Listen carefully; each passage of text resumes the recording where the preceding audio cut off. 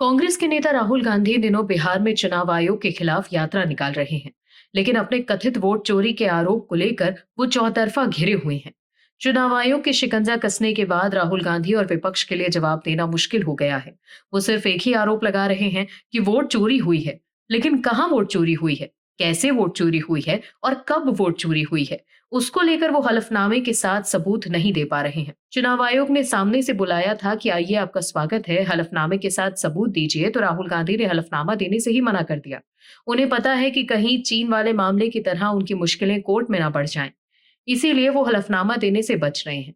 वहीं महाराष्ट्र को लेकर जो आरोप वो लगा रहे थे, उनकी हवा सुप्रीम कोर्ट ने निकाल दी है।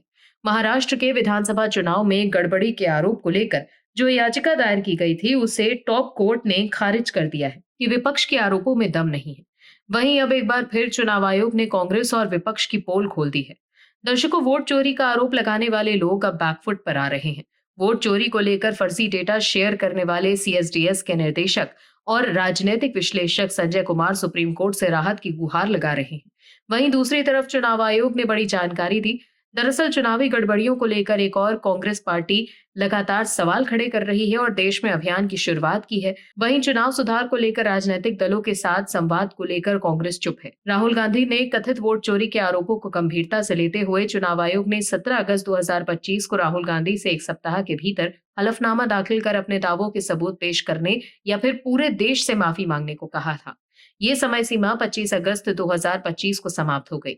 वहीं अब राहुल गांधी ने ना तो कोई सबूत दिए, ना ही माफी मांगी। इसके बाद चुनाव आयोग ने एक अधिकारी ने टाइम्स ऑफ इंडिया से बातचीत में कहा, राहुल के वोट चोरी के आरोपों को अब अमान्य मानते हुए आगे कोई कार्यवाही की आवश्यकता नहीं है। वहीं बिहार में विधानसभा चुनाव से पहले वोटर लिस्ट का विशेष गहन पुनरीक्षण यानी एसआईआर चल रहा है। एसआईआर मुद्दे को लेकर विपक्ष लगातार हमलावर है। इस बीच चुनाव ने एसआईआर का आंकड़ा साझा किया है। भारत निर्वाचन आयोग ने सोशल मीडिया प्लेटफॉर्म एक्स पर पोस्ट कर कहा कि 1 अगस्त 2025 को प्रकाशित ड्राफ्ट वोटर लिस्ट के अनुसार 7 करोड़ 24 लाख मतदाताओं से 99.11% के दस्तावेज पहले भी प्राप्त हो चुके हैं। वहीं चुनाव आयोग ने एसआईआर और वोटर लिस्ट अपडेशन को लेकर देशवासियों से 5 सवाल पूछे।